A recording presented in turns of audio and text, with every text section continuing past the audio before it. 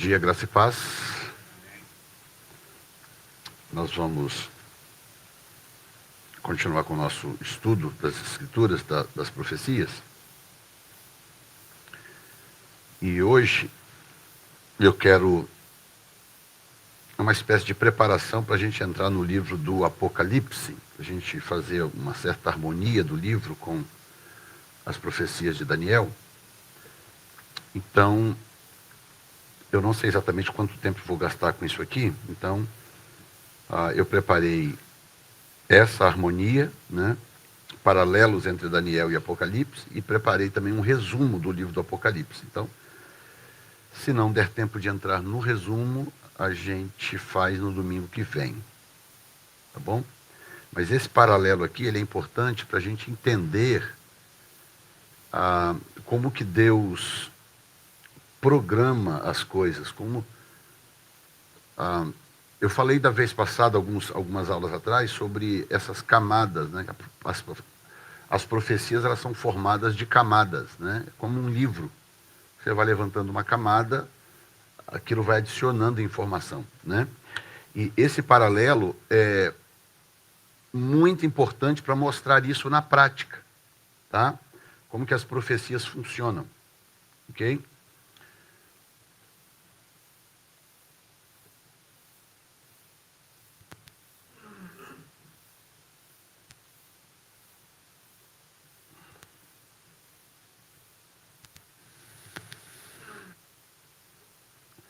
Então, nós vamos começar com algumas estatísticas, para a gente poder ver as diferenças, e aí vamos ver as similaridades, né? O livro de Daniel tem 12 capítulos, 357 versículos, enquanto o Apocalipse tem 22 capítulos, 404 versículos. Aí começam agora as, entre aspas, coincidências, né? Que na verdade são camadas proféticas, né? Nós temos no livro de Daniel, ele inicia mostrando Deus disciplinando o seu povo no capítulo 1. Nabucodonosor invade Jerusalém e o livro de Daniel começa já com alguns cativos na Babilônia, né? No Apocalipse, o Apocalipse também inicia com Deus disciplinando a sua igreja, os capítulos 2 e 3. Então, basicamente, o mesmo princípio que a gente vê no começo de Daniel, a gente vê no começo do Apocalipse. Entendeu? E aquela coisa de que não há nada novo debaixo do céu, né? O que acontece aqui se repete lá. Basicamente é isso que nós percebemos em relação aos dois livros, né? Ainda como paralelos proféticos, nós temos em Daniel o rei da Babilônia tentando corromper os judeus com o seu vinho e o seu manjar, né? No Apocalipse, capítulo 18, 3, nós temos a Babilônia que contamina a terra com o vinho das suas prostituições. Quer dizer, a ideia da corrupção babilônica em Daniel 1 é exatamente o que a gente encontra consumado em Apocalipse já, né? Porque uma das coisas que a gente vai ver um pouco mais à frente é como que a Babilônia, que era um império territorial, né? Uma região geográfica na Terra, e que aparentemente desapareceu, não é? Porque hoje o que temos lá no local? Temos um país falido, o Iraque, país falido. Mas no final dos tempos, no final da grande tribulação, a Babilônia aparece como a grande corruptora da terra. Ela é a mãe de todas as prostituições da terra. Então, é justo perguntar como que isso aconteceu, em que momento que isso aconteceu, como? Em que momento que a Babilônia se reergueu, ressurgiu das cinzas a ponto de se tornar a corruptora de toda a terra? É uma pergunta ainda a ser respondida, né? Mas o fato é que em Daniel 18, 3, a Babilônia já tem um outro status completamente diferente da Babilônia do livro de Daniel, não é? Nós temos no capítulo 3 de Daniel uma imagem do rei criada para ser adorada, com pena de morte de não adorar. No capítulo 3 do Apocalipse, o falso profeta faz uma imagem da besta, faz ela falar e ser adorada, com pena de morte de não ser adorada. É o mesmo princípio, a mesma ideia implantada no tempo do fim. O diabo, ele tem na verdade, o diabo imita Deus, ele não é criador, né? Ele não cria nada, ele apenas imita Deus.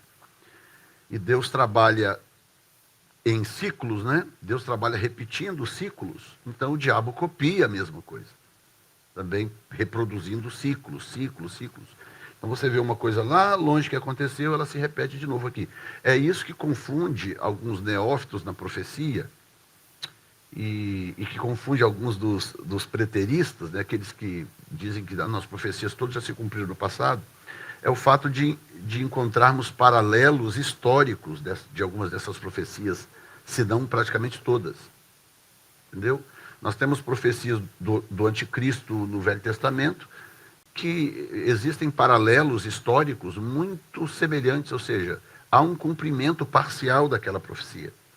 E aí tem gente que acha que aquilo ali cumpriu aquilo ali, acabou, não tem mais nada por acontecer, o que não é verdade. A Bíblia trabalha, ou Deus trabalha em ciclos, né? No capítulo 2 de Daniel, o reino de Deus destrói a estátua e enche a terra. Em Apocalipse 20, o reino de Deus enche toda a terra. Quer dizer, se cumpre literalmente a profecia vista no livro de Daniel, né? Em Daniel capítulo 3, a estátua mede 60 por 6. No capítulo 13, o número da besta é 666. Então, se adicionasse um 6 lá no Daniel, ia ser literalmente a mesma coisa, mas no mínimo é muito parecido. Com tantos números, por que teria que ser exatamente 60 por 6, né? Essas coisas não podem ser coincidência. Daniel capítulo 4, versículo 13, a ordem para cortar a árvore vem de um anjo, o juízo vem de um anjo. Em Apocalipse 8, 6, os juízos também começam com anjos e suas trombetas. Mesmo perfil, mesma coisa se repetindo e acontecendo. No capítulo 5 de Daniel, tem uma escrita selada que ninguém consegue ler, a não ser o homem de Deus. No capítulo 5 do Apocalipse, tem um livro selado que ninguém consegue abrir, senão o Cordeiro de Deus. É muito parecido, né? E curiosamente aqui coincide até os capítulos, né? No capítulo 6 de Daniel, existe uma trama para destruir Daniel. No capítulo 11 do Apocalipse, existe uma trama para destruir as duas testemunhas. Coincidência demais, não? Daniel, capítulo 7, no capítulo 7 aparecem bestas em forma de leão, urso e leopardo. Em Apocalipse, capítulo 13, aparece uma besta com características do leão, do urso e do leopardo. Mesma coisa. Mesma coisa. Os livros estão mais interligados do que a gente imagina. Daniel, capítulo 8, aparece um bode com chifres e um carneiro com 2 chifres. Em Apocalipse 13, aparece um cordeiro com 2 chifres. Nada novo debaixo do céu, folks. Em Daniel, capítulo 9, um anjo traz a revelação das 70 semanas para Daniel digerir. Em Apocalipse, no capítulo 10, um anjo forte traz um livro e manda João comer. Em Daniel, do capítulo 10, ele cai como morto ao ver um anjo com olhos de fogo e braços e pés como bronze. No capítulo 1 de João, João cai como morto ao ver Jesus com olhos de fogo, pés como latão reluzente. Mesma coisa. E Em Daniel, uma fornalha é aquecida 7 vezes para destruir os filhos de Deus. No Apocalipse, a grande tribulação dura 7 anos para destruir o povo de Deus. Coincidência demais, não? Em Daniel 7:13, o Filho do Homem aparece nas nuvens do céu. Em Apocalipse 19:11, Jesus aparece num cavalo branco nas nuvens do céu. Então a coisa se repete assim. Algumas coisas literalmente se repetem porque o livro de Daniel é uma espécie de... O livro do Apocalipse é uma espécie de espelho do livro de Daniel com coisas acrescentadas, com adições, não é? Então, Deus revela para Daniel algumas coisas com certas limitações, porque Daniel está muito lá atrás na visão profética. Então, Deus dá uma visão generalizada, geral para ele de algumas coisas bem detalhadas. As mais detalhadas tinham mais a ver com a história de Israel até o Messias, né? Foram mais detalhadas. As coisas concernentes ao tempo do fim, Deus mais ou menos que encurtou a visão de Daniel para ele enxergar só coisas mais generalizadas. Mas também não deixou de mostrar, e aí, quando vem João lá na frente, 500 e poucos anos depois, então Deus mostra para João basicamente as mesmas coisas que mostrou para Daniel, mas com algumas adições, né? Para o povo que viesse depois de João o apóstolo, pudesse então compreender melhor as profecias. Então, a verdade é que a melhor forma de estudar Daniel e o Apocalipse é junto, né? O ideal é você ler os 2 livros numa sequência. Esse é o ideal, né? Para quem gosta de estudar profecia, o ideal é esse. Você lê Daniel todo e não para, em seguida leia o Apocalipse todo, porque você consegue então notar esses paralelos quando a mente está fresca em termos de informação. Ok? Então vamos agora para o resumo do Apocalipse.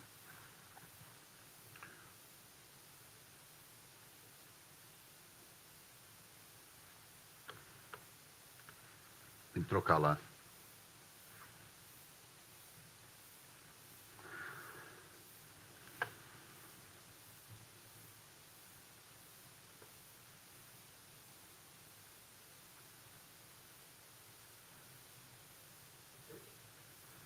É.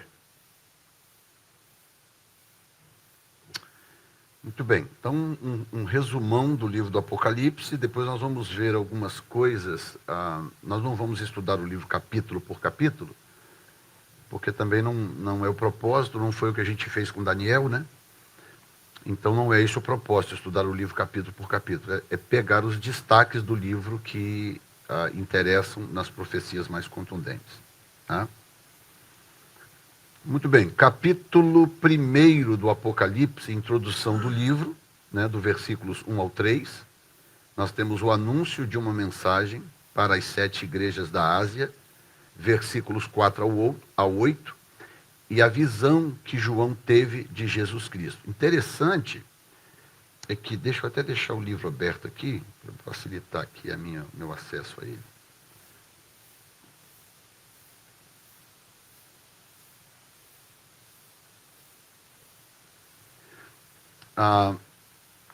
No versículo 1, olha bem que coisa interessante, né? Apocalipse 1:1 começa dizendo o seguinte: revelação de Jesus Cristo, a qual Deus lhe deu para mostrar aos seus servos as coisas que brevemente devem acontecer. E pelo seu anjo as enviou e as notificou a João, seu servo. Quando você continua daqui para frente a leitura do livro, principalmente a partir do capítulo 6, quando começam os juízos, você tem pauleira, destruição, você tem tanta coisa acontecendo, tanta coisa ruim, juízo de todo tipo, gente morrendo, praga, doença, asteroide caindo na Terra, aquela loucura. E a tendência é você se perder em relação ao propósito do livro, que é anunciado logo de cara. Revelação de Jesus Cristo. Ou seja, o Apocalipse não é um livro de misérias. Não é um livro de tragédias, embora muito dessas coisas estejam relatadas ali. Mas o Apocalipse, ele é, na verdade, a revelação de Jesus. Ele é um livro que conta, descreve como que Jesus se revelará ao mundo e como que Jesus se revelará para os seus, para a sua igreja. Porque tanto o arrebatamento como a parousia, como a volta visível dele, estão descritas no livro, inclusive. Então, a gente lê o livro com outros olhos quando a gente entende o que é o livro. Entendeu? O livro não é o livro dos horrores, ele é o livro da revelação de Jesus Cristo, a qual Deus lhe deu para mostrar aos seus servos as coisas que brevemente lhe devem acontecer. Então, número 1. Número 2 é que os preteristas, que jogam muita coisa das profecias para o passado, principalmente profecias de Daniel, coisas que já se cumpriram lá atrás, se chocam logo de cara com o primeiro versículo do livro, que diz: coisas que brevemente devem acontecer. Então, tudo que João viu no Apocalipse ainda não havia se cumprido, absolutamente nada. Agora, podemos discutir se algumas coisas já se cumpriram de João para cá. Aí sim, podemos discutir. Mas o fato é que tudo que Deus mostrou a João, que havia mostrado a Daniel, por isso que eu comecei mostrando o paralelo dos livros. Os livros estão alinhados de tal profeticamente, claro que a história de Daniel pertence àquela época, mas profeticamente os dois livros estão alinhados de uma forma que chega a ser absurda, né? E aí, quando eu chego no Apocalipse, eu tenho uma informação de que as coisas que serão mostradas no livro ainda não haviam acontecido. Ainda deveriam acontecer. E claro, ele diz brevemente, porque a linguagem bíblica para tempo e espaço é diferente da nossa linguagem de tempo e espaço, né? O próprio Senhor Jesus deu a entender, tanto que os discípulos esperavam a volta de Jesus logo, né? Jesus deu a entender que a volta dele era logo, era pouco tempo depois, porque a linguagem eterna é diferente da linguagem temporal, né? O kairos é diferente do cronos. Então, isso é muito normal. Então, aquela história, eis que cedo venho, né? Eis que cedo venho. Esse cedo venho não é o cedo do kairos, do cronos, é o cedo do kairos, né?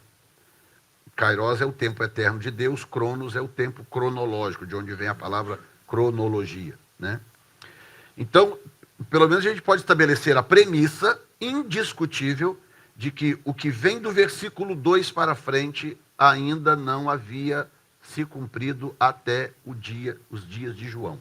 Era para dali para frente, tá? E aí, em segundo lugar, dentro desse segundo ponto que eu estou falando, em segundo lugar, nós temos o fato de que as profecias, elas operam em camadas, e que até coisas que aconteceram, que se parecem muito com profecias do Apocalipse, podem ter uma segunda camada de cumprimento, que também pega alguns dos preteristas, porque, por exemplo, para os preteristas, o anticristo era Nero. Nero era o anticristo. Porque Nero se encaixa muito bem em profecias bíblicas, né? Algumas profecias, tanto de Daniel como do Apocalipse. E se converter o nome de Nero para o hebraico, dá 666, né? O problema é que tem mais 1.397 nomes na história, que se você converter para o hebraico, dá 666, né? E a igreja virou até motivo de chacota ao longo do tempo, com esse negócio de converter nomes para dar 666, que as pessoas ficavam elegendo o anticristo. Inclusive, algumas pessoas trocavam de anticristo como troca de roupa, né? Não, o anticristo agora é fulano, não, agora é ciclano, não, agora é beltrano. Ficava aquele negócio de anticristo, anticristo, anticristo. E isso vem até os dias de hoje, né? Até os dias de hoje. As pessoas ficam aí catando anticristo, anticristo. Aí alguém me mandou uma mensagem agora, uns dias atrás. Olha essa, gente. Porque há pouco tempo atrás o anticristo era definitivamente o Emmanuel Macron, da França, né? Era ele, definitivamente. Agora eles já estão desconfiados. Será que não é o Elon Musk? Aí me mandaram uma mensagem dizendo: pastor, o que o senhor acha desse Elon? Não está estranho, não?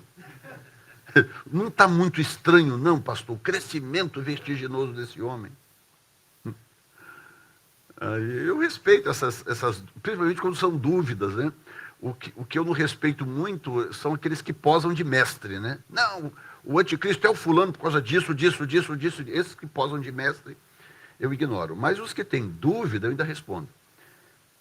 E ele falou: não, pode dormir em paz, o Elon Musk não é o anticristo. O Elon Musk não é do anticristo, ele não vem do território grego. Pode comprar um Tesla sem nenhuma preocupação. Pode assinar a internet, o Starlink, que eu estou esperando que venha. Mas as pessoas têm isso, ou seja, o que existe, na verdade, é uma espécie de desorientação, é resultado de duas coisas. Primeiro, do desconhecimento, né? E não é todo mundo que vai se aprofundar em profecias a ponto de ter um domínio do assunto, né? Realmente, eu sei que não é para todo mundo fazer isso, né? Dá muito trabalho e tal, cansativo, requer muitos anos e tudo. Mas isso aí, então seria a falta de conhecimento, né? Mas tem também a desinformação, né? A desinformação é a informação passada errada, né? É o ensino passado da forma errada.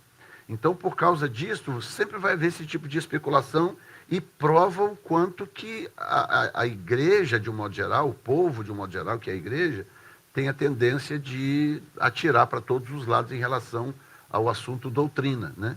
Porque doutrina é isso, doutrina é uma disciplina bíblica que deve ser estudada até ela ser conhecida de forma integral. Doutrina não é usos e costumes, como alguns querem pensar, né? Então, o livro é a revelação de Jesus Cristo. Deixa eu voltar lá para o meu PDF. Muito bem. Do versículo 9 ao 20, nós temos então a visão que João tem. E agora eu quero que vocês pensem isso aqui, né? João era um dos apóstolos. E ele, um dos primeiros discípulos até escolhidos. E ele vem, trabalha com Jesus 3 anos e meio. Ali come com o Senhor, dorme, acorda, café da manhã, almoço, vai, viaja, assiste, discipulado, 3 anos e meio andando fisicamente com o Senhor. Aí Jesus morre, ressuscita, aparece para eles algumas vezes, e veja bem, nenhuma das vezes que Jesus apareceu para os discípulos durante os 40 anos, durante os 40 dias, depois da sua morte, nenhuma dessas vezes ele apareceu em glória. Ele apareceu materializado em forma humana, né? Em forma física, melhor dizendo. A forma humana ele ainda continua. Mas em forma física, palpável, tocável. 40 dias, Jesus não queria assustá-lo, Jesus queria concluir o discipulado. Então, quando Jesus pede pão, tendes algo de comer, Jesus estava com fome? Claro que não. O que Jesus estava fazendo? Jesus estava minimizando a coisa, criando um ambiente de conforto, de segurança, de paz, tranquilidade. Tipo, não se apavore, sou eu mesmo. O que tem para comer? Deixa eu comer alguma coisa. Aí Jesus vai e come aquilo e tal, que entra no sistema dele, não causa nenhum efeito aquilo, o corpo dele glorificado. Não apenas isso, mas sendo Deus, né? Então, você vê que o esforço de Jesus era para reaparecer em forma o mais natural possível, né? Que parecesse o mais natural possível. Então, agora eu quero que vocês imaginem isso, né? Agora João está preso na ilha de Patmos, e agora o Senhor aparece para ele em glória, né?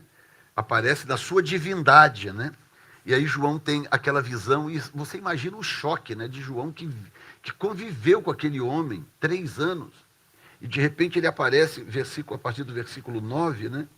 Dizia: eu, João, que também sou vosso irmão companheiro na aflição e no reino, e na paciência de Jesus Cristo, estava na ilha de Patmos, chamada Patmos, por causa da palavra de Deus e pelo testemunho de Jesus Cristo, e foi arrebatado em espírito. O que significa que temporariamente o corpo dele ficou como morto, né? Ele não foi apenas a consciência dele que foi, o espírito foi tirado do corpo e foi levado. No dia do Senhor, e ouvi detrás de mim uma voz como de trombeta, né? Que dizia: o que vês, escreve num livro e envia-o às 7 igrejas que estão na Ásia, a Éfeso, a Esmirna, Pérgamo, Tiatira, Sardes, Filadélfia, Laodiceia. E virei-me para ver quem falava comigo. Aí vem a choque, né, a pancada, né? E virando-me, vi 7 castiçais de ouro, no meio dos 7 castiçais, um semelhante ao filho do homem. Ele está falando de um cara com quem ele conviveu 3 anos e meio. Mas agora a aparência dele é tão terrível, a aparência dele é tão impactante, que ele não consegue descrever como o amigo no peito do qual ele reclinava a cabeça. Entendeu? Ele mesmo se autodenomina na terceira pessoa, no seu próprio livro, o Evangelho de João, o discípulo a quem Jesus amava. Havia uma intimidade de comunhão, parece que diferente, entre João e Jesus. Tanto que foi para João que Jesus entregou Maria na cruz, né? Olha, cuida dela, aí está a tua mãe, aí está o teu filho. Eles não tinham relação de sangue, mas Jesus estava dizendo para ele: cuida da minha mãe a partir de hoje, né? Para João, o único que estava ao pé da cruz, que não fugiu, que não correu, e etc e tal. Então havia uma intimidade, mas ainda assim, quando ele olha, que ele se vira, o choque dele é tão grande que ele não consegue descrever de outra forma, senão da forma terrível com que ele está enxergando aquilo. Um semelhante ao filho do homem, vestido até os pés com uma veste comprida e cingida pelo peito com um cinto de ouro, né? E a sua cabeça e cabelos eram brancos como lã branca. Agora, sabe por que ele aparece assim? Porque se você for no livro de Daniel, você vai encontrar um personagem lá que Daniel chama de ancião de dias. Ancião de dias era uma expressão para pessoas com a cabeça muito branca. Isso era uma expressão conhecida culturalmente.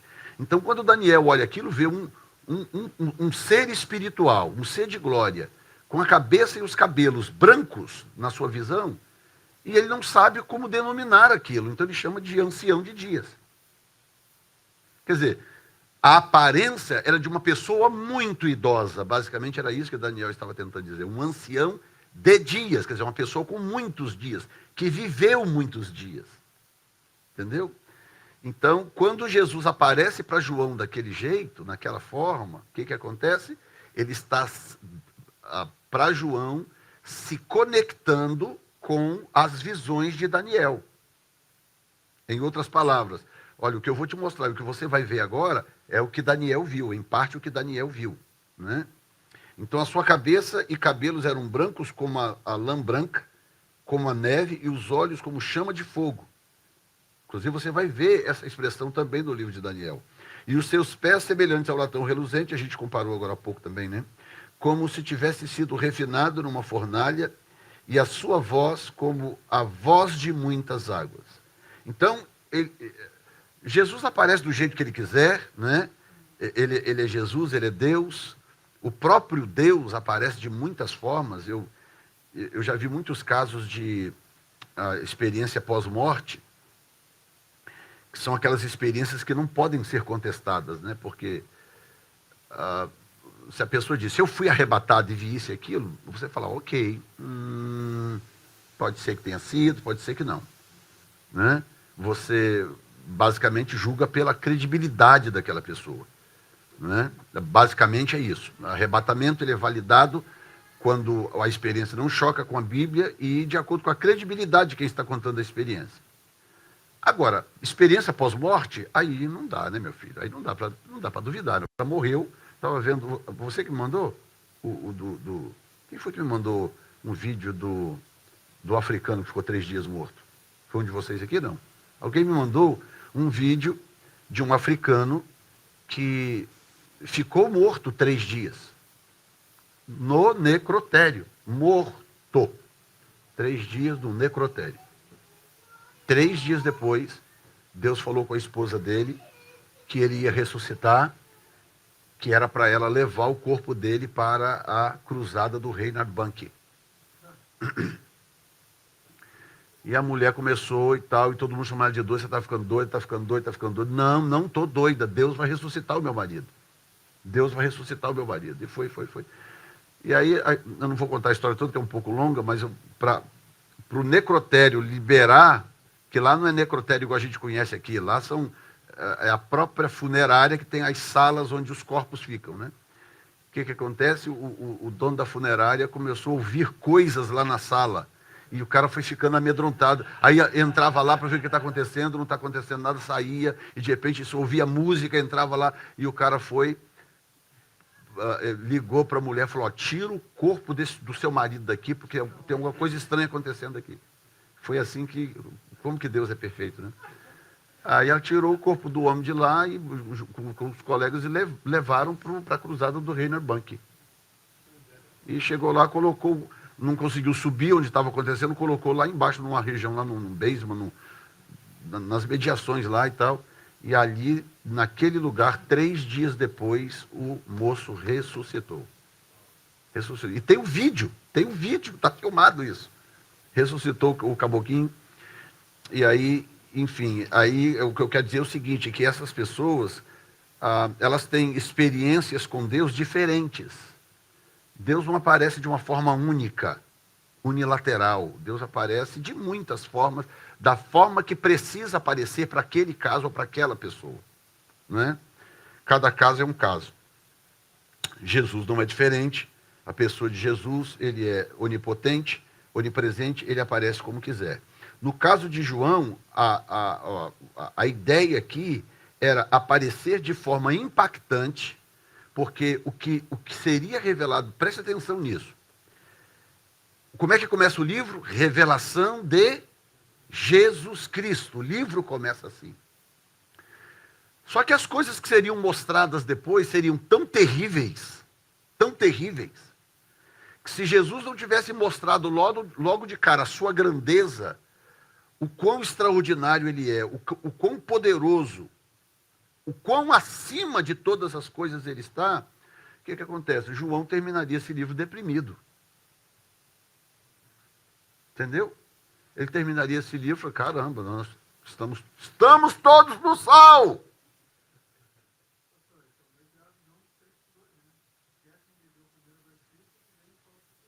Exatamente, põe atenção na parte ruim da história, né?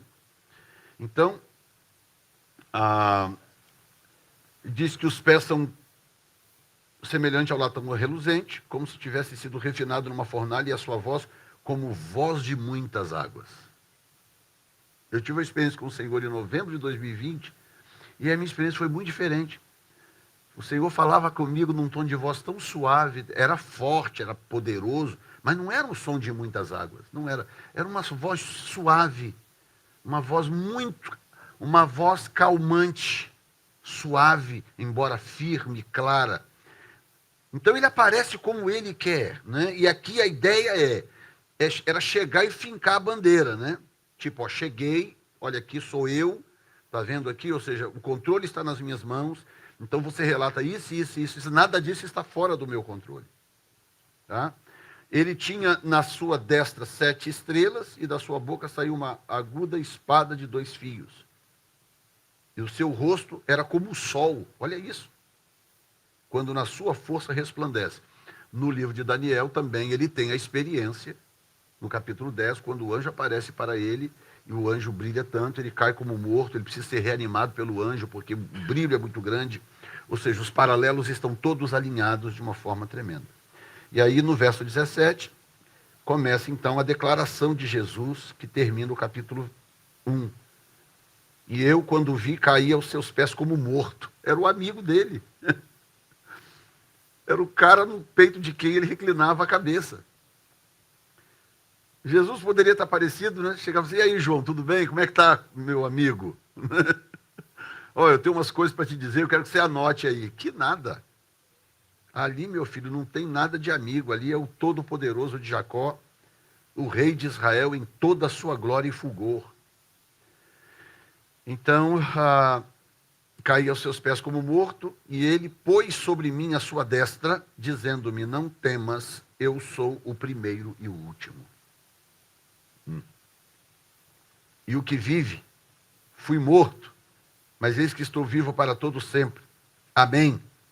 E tenho as chaves da morte e do inferno. Tenho, olha isso, as chaves da morte e do inferno. Escreve as coisas que tens visto, e as que são, e as que depois destas hão de acontecer.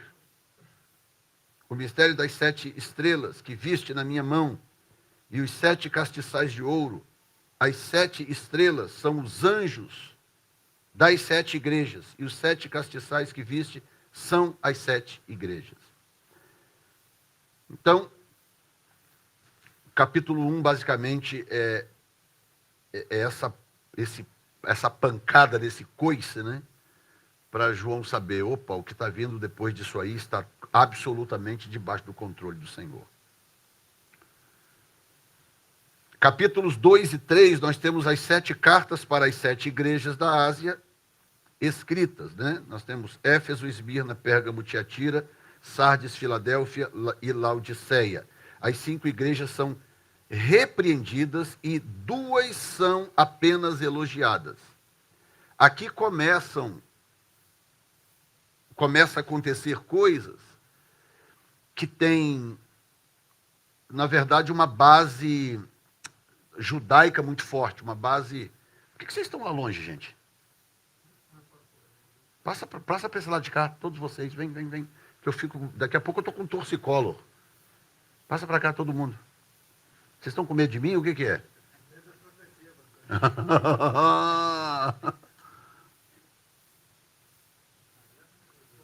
Aí, olha aí, mais fácil. Eu estou parecendo um meerkat, né?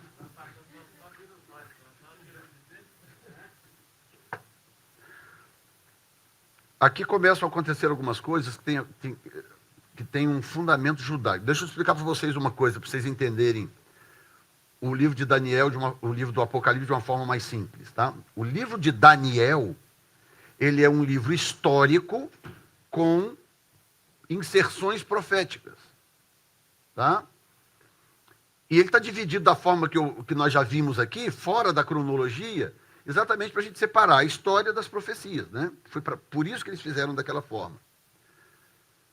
O livro do Apocalipse é completamente diferente. Ele é um livro que não tem história, ele tem profecias. E essas profecias, elas foram escritas a partir de uma visão e de um posicionamento, ou de um ponto de vista que Deus deu para João, que Deus permitiu João assistir. Que ponto de vista é esse? Se você observar, do capítulo 4 para frente, termina o capítulo 3, que são as cartas para as igrejas. No capítulo 4, ele é chamado para cima. Até então, ele tem essa visão em espírito, né? Mas ele ainda não tinha entrado no lugar de onde ele enxergaria os acontecimentos do capítulo 4 para frente, se você observar. Então, o livro começa falando do arrebatamento em espírito. Ele é arrebatado em espírito e ele é levado a um encontro com o Senhor. Então, o que ele enxerga nesse encontro é o Senhor, descreve o Senhor, que aquilo ali, o foco do capítulo 1 está todo em quem Jesus é, no seu poderio, na sua capacidade, etc. No capítulo 4, você vai ver, a gente pode até antecipar, eu posso ler o versículo primeiro, para você entender do que eu estou falando.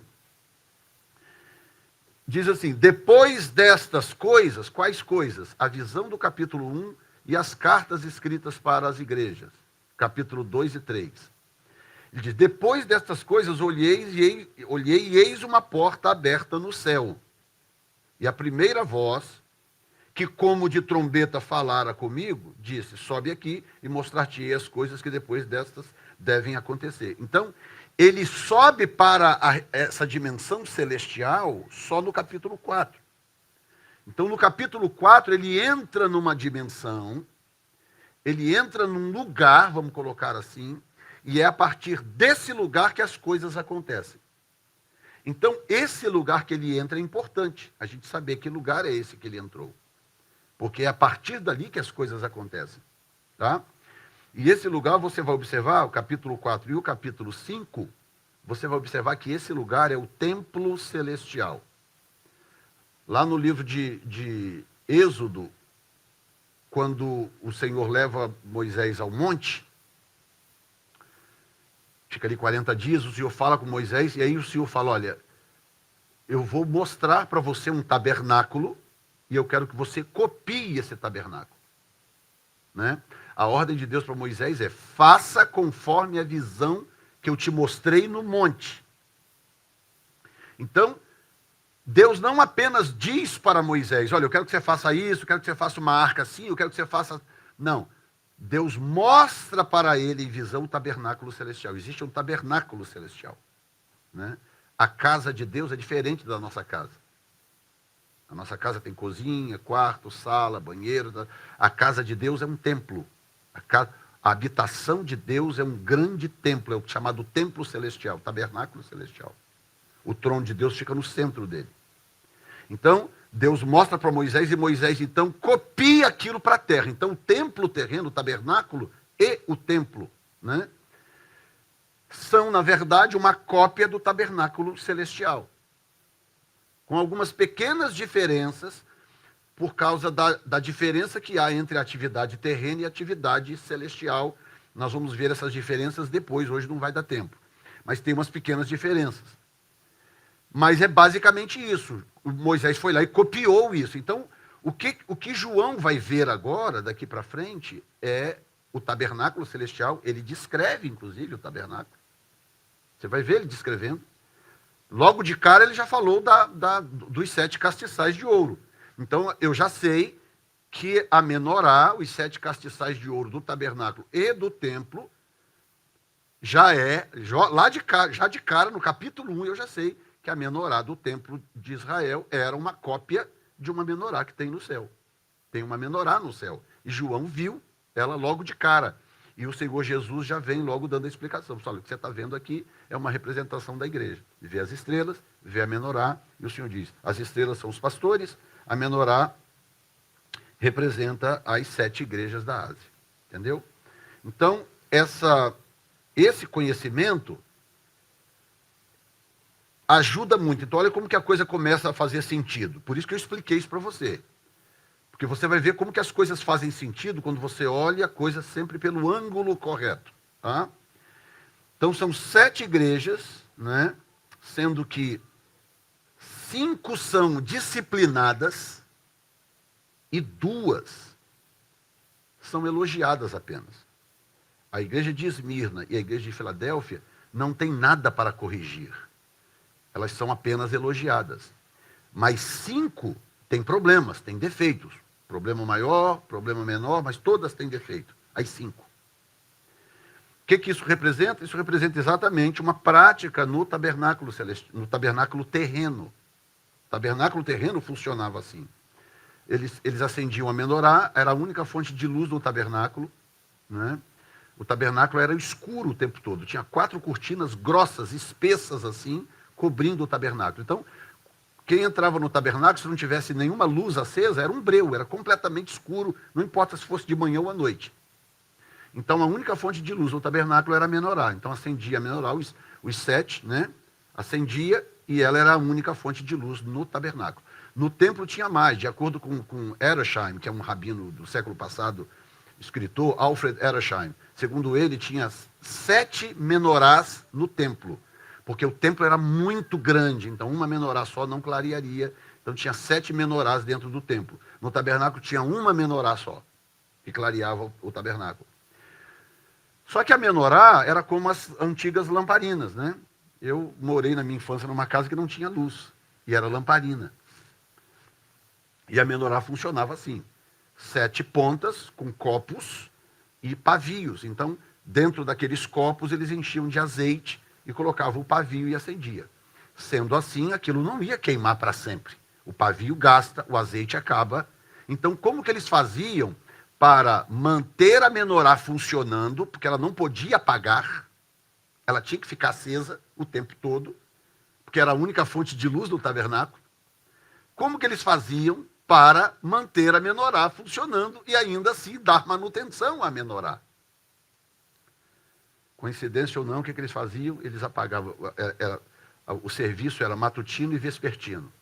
Então, o serviço começava sempre na parte matutina. 6 horas da manhã começava o serviço matutino. O serviço matutino. Eles sacrificavam um cordeiro e tal. Era o serviço do tabernáculo que iniciava. O que eles faziam? O sacerdote entrava lá dentro. Eles tinham uns copinhos assim que eles usavam para apagar as lâmpadas. Eles iam e apagavam 5 lâmpadas. Apagavam 5 chamas daquela, deixavam 2 acesas. E aí pegavam uma tesoura, cortava o pavio, puxava o pavio, adicionava óleo, limpava bonitinho, e ia lá e reacendia aquelas 5 lâmpadas. Quando chegavam no serviço vespertino, as 5 lâmpadas que haviam sido trabalhadas de manhã estavam perfeitamente. Aí eles mantinham as 5 acesas, apagavam as 2 que não haviam sido apagadas pela manhã e faziam o serviço das 2 lâmpadas. Entendeu? Então, essa visão é como se fosse uma visão do serviço matutino do templo. Então, não pode ser coincidência que o procedimento no tabernáculo era exatamente de 5/2.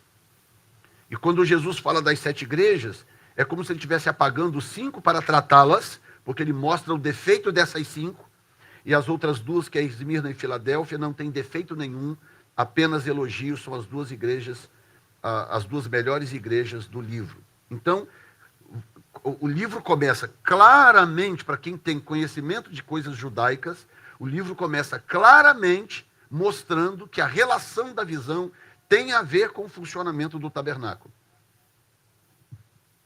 Capítulo 4, a visão do trono, dos 24 anciãos e dos 4 seres viventes. O momento do arrebatamento. É aqui que os pós-tribulacionistas se perdem. É aqui. Tá? Esse é o momento do arrebatamento da igreja. Capítulo 4. Que alguns falam, se arrebatamento existisse, por que não está no Apocalipse? Bobinho, está no Apocalipse. Só que está num lugar onde você não quer ver, que eles querem ver o arrebatamento lá no final do livro do Apocalipse. Não, o arrebatamento está no capítulo 4, o arrebatamento da igreja. E faz sentido, porque ele trata a igreja, o final do capítulo 3 é o tratamento da igreja. Então faz sentido que o arrebatamento esteja no capítulo 4. Razão do porquê, depois do capítulo 4, não aparece a palavra igreja no Apocalipse nem uma única vez. Tem que ter uma explicação para isso. Do 2 ao 3, a palavra igreja aparece trocentas vezes. Do 4 para frente não aparece uma única vez a palavra igreja. Então, essa ausência do nome tem que significar alguma coisa. E significa. Significa a ausência da igreja do planeta. A igreja não está mais no planeta. Então, ela não é mais mencionada, porque ela não está ali mais. Ela foi tirada no capítulo 4. Então, o arrebatamento de João, no capítulo 4, que é literalmente um arrebatamento que acontece no capítulo 4, porque ele é levado para essa dimensão celestial e entra dentro do templo, do tabernáculo celeste.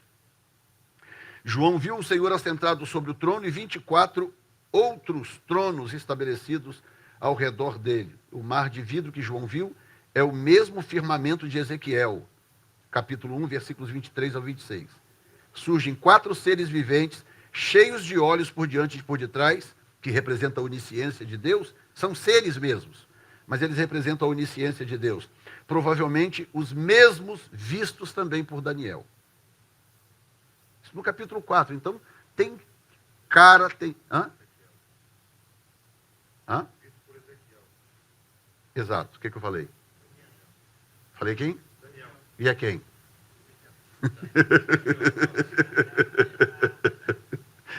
Vistos por Ezequiel, né? E capítulo 5, a visão de um livro que só o Cordeiro pode abrir. Nós vimos esse paralelo em Daniel. né, escrita na parede, que só Daniel conseguia decifrar. O livro fica à destra do que se assenta sobre o trono e está escrito por dentro e por fora. Ele tem 7 selos, os quais liberam julgamentos, incluindo 4 cavaleiros simbólicos. Em Daniel 5 também surge uma escrita que ninguém pode decifrar senão o homem de Deus. E é porque já está o tempo acabando, mas esse livro, que aparece escrito por dentro e por fora, e selado, ele é um livro selado, e ele está escrito por dentro e por fora. Esse livro também existia na época deles, né? Na verdade, eu vou preparar uma aula sobre isso, porque é importante, né? Porque tem a ver com o jubileu, né? Então, quando João, era quem? quando João vê o livro, e outra coisa que nós vamos ver, talvez não dê para mostrar hoje, é que tudo indica de João e do povo da época. Quando João vê essas coisas, e ele fala com naturalidade, nós temos pistas na Bíblia de que João tivesse uma linhagem sacerdotal. João tinha uma linhagem sacerdotal.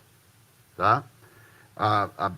O texto não afirma categoricamente, mas tem 2 pistas muito fortes na Bíblia que apontam. Primeira pista, João era o único que tinha acesso ao local do julgamento de Jesus. Ele era o único. Número 2, o texto diz que ele era conhecido do sumo sacerdote, da família do sumo sacerdote. E a palavra usada ali, que é a palavra nostos no grego, quer dizer parte da família. A palavra significa isso. Ele era familiarizado, no sentido de ser parte da família.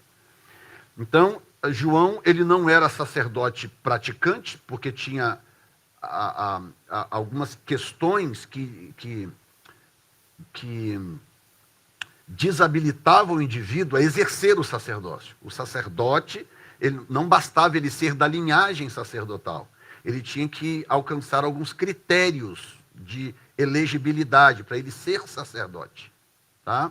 Então, se ele não encontrasse, se ele não atendesse aqueles requisitos, ele, mesmo sendo da linhagem, ele podia ter os conhecimentos, mas ele não podia exercer a função.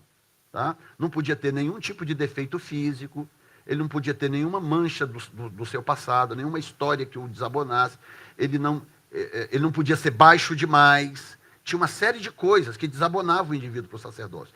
Então, talvez João tinha alguma coisa que o desabonava para exercer o sacerdócio, mas o texto dá claramente a compreender que ele tinha a linhagem sacerdotal, e inclusive nós temos históricos apócrifos, pós-Apocalipse, como, por exemplo, alguns textos que vieram depois do Apocalipse, de gente ligada a João, que afirmaram claramente que João era de linhagem sacerdotal. Tá? Por que isso é importante?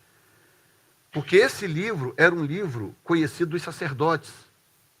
Era o livro do jubileu. Era um livro usado no jubileu. Esse livro era aberto sempre a cada 50 anos, no jubileu. Tá? E quando esse livro era aberto, então dívidas eram canceladas, coisas eram executadas, terras eram tomadas de volta, uma série de coisas acontecia no jubileu quando acontecia. Então era um livro que tinha o poder de juízo, de execução de juízo, a execução de justiça, cancelamento de dívida e etc. Então, quando João fala do livro e descreve o livro, ele sabia exatamente o que aquele livro representava. Razão do porquê Jesus escolheu ele para ter as visões, porque se fosse uma outra pessoa que não tivesse o conhecimento devido do que estava por detrás de tudo aquilo, talvez eu não conseguiria descrever como ele descreveu. Entenderam? Sim ou não, gente? Capítulo 6, temos a abertura dos 6 primeiros selos do livro, início da grande tribulação na terra. Daniel 6 também tem uma analogia à grande tribulação. Primeiro selo, um cavaleiro cavalgando num cavalo branco, o qual saiu para conquistar. O segundo selo, o cavalo vermelho, virá para tirar a paz da terra e para que as pessoas matem umas às outras, né? O 3, nós temos um cavalo preto, racionamento de alimento. O 4, nós temos um cavalo amarelo, morte seguida pelo inferno. poder para matar a quarta parte da terra com espada, versículo 8. O quinto selo revela as almas dos que foram mortos por amor da palavra de Deus. O sexto selo, tremor na terra, fenômenos do céu, o sol escurece, a lua se torna em sangue, as estrelas caem sobre a terra como figo que cai da sua figueira, o céu se retira como um livro que se enrola, os ricos e poderosos se escondem nas cavernas e nas rochas das montanhas, etc. A melhor forma de ver o capítulo 6, imagina o seguinte, sabe quando você pega um livro para ler, e aí você abre a primeira página do livro, você tem o índice, você tem, em 2 páginas do livro, você tem tudo que você vai ver dentro do livro. É um resumo e um índice, não é? Então você vai ali, você tem fulano, isso e aquilo, o capítulo e você tem, nas 2 primeiras páginas, você tem o resumo de tudo que será dito no livro. Isso é o capítulo 6, tá? Porque algumas pessoas confundem o Apocalipse por isso, porque parece que as coisas se repetem. Mas eu acabei de ler um negócio aqui, parece que a mesma coisa está acontecendo aqui. Não, é que o que você leu lá é o resumão, é a introdução, você está vendo agora é a explicação daquilo, tá? Porque no capítulo 6 você vê que nós temos, desde o início da grande tribulação até o final dela, que já é o sol escurecendo, o céu se enrolando como um pergaminho, porque isso já é a volta de Jesus em glória no seu cavalo branco. Então nós temos o resumão, do início ao final da grande tribulação, no capítulo 6. E aí é importante isso, porque você vai ver que esses acontecimentos, os juízos do Apocalipse, eles acontecem a partir de uma única coisa que acontece. Guess what? A queda de um asteroide. Um asteroide cai na Terra. Quando o asteroide cai na Terra, os efeitos dessa queda são exatamente os juízos subsequentes do Apocalipse. Exatamente. Aliás, eu tenho uma entrevista lá em casa que eu acabei esquecendo, não trouxe hoje, mas eu posso trazer, que eu não vou conseguir terminar agora mesmo, trazer domingo que vem, que é uma entrevista com um especialista em astronomia, um astrônomo, e um dos melhores do mundo. Perguntaram para ele, o que aconteceria na Terra se caísse um meteoro de um certo tamanho na Terra? E o cara não conhece Bíblia, não crê em Deus, não está nem aí para o Apocalipse, e ele foi descrever então o que aconteceria sequencialmente na Terra se caísse um meteoro na Terra de um certo tamanho. Sem saber, ele descreveu o Apocalipse, exatamente. Ele descreve, não, se caísse aconteceria isso, logo em seguida isso, logo em seguida isso, logo em seguida isso, e ele vai descrevendo claramente o que os cavalos estão fazendo no Apocalipse. Exatamente as mesmas coisas. Então, o que dispara o sofrimento na grande tribulação é a queda de um meteoro, descrito inclusive na Bíblia. Tá? Eu vou terminar lendo isso aqui para a gente poder não atrasar. Tá?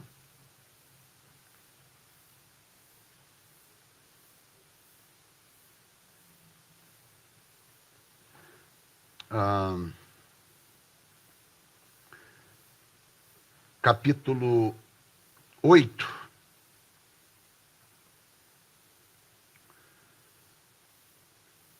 Lembra que o capítulo 6 é só o índice, né?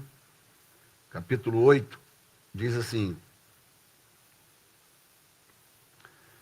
versículo 7. O primeiro anjo tocou a trombeta, e houve saraiva e fogo misturado com sangue, e foram lançados sobre a fogo, saraiva e fogo misturado com sangue, e foram lançados na terra, que foi queimada a sua terça parte. Queimou-se a terça parte das árvores, e toda a erva verde foi queimada. E o segundo anjo tocou a trombeta, e foi lançada no mar uma coisa, isso aqui é João tendo uma visão que ele não consegue explicar, uma coisa como um grande monte ardendo em fogo, e tornou-se em sangue a terça parte do mar.